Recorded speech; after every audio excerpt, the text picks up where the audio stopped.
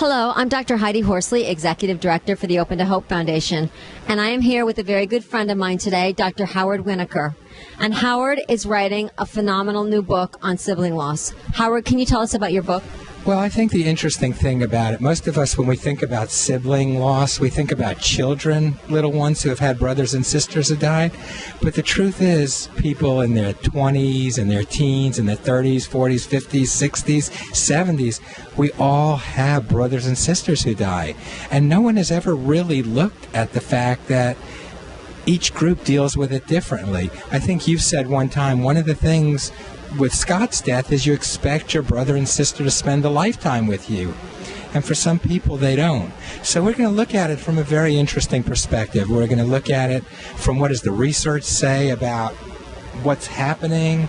We're going to look at it from a clinical perspective. How do you work with people who are dealing with it? And then we're going to have personal stories about how someone had a brother and sister who died and what that's been like for them.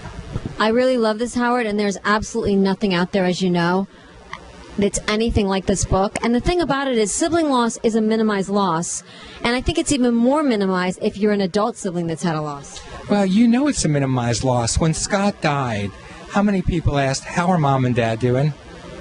A lot, yes. How many didn't ask, how are you doing, Heidi? Absolutely. And one of the things that you know as a sibling is that, you know, when we tell somebody that our sibling has died, people would used to say to me, wow, that must have been really hard for your parents. And, you know, I want to add another thing. We're going to have some interesting chapters that are a little different.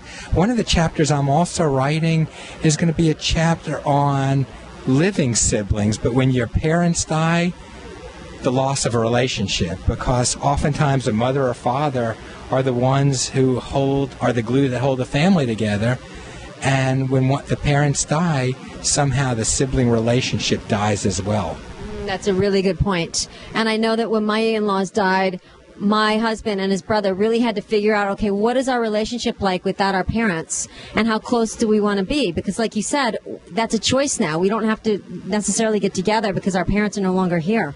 That's exactly right, and I think that's what this book is hopefully going to bring out. It's going to give people some tools to work with that heretofore they just haven't had. And again, Howard, what is the name of this book?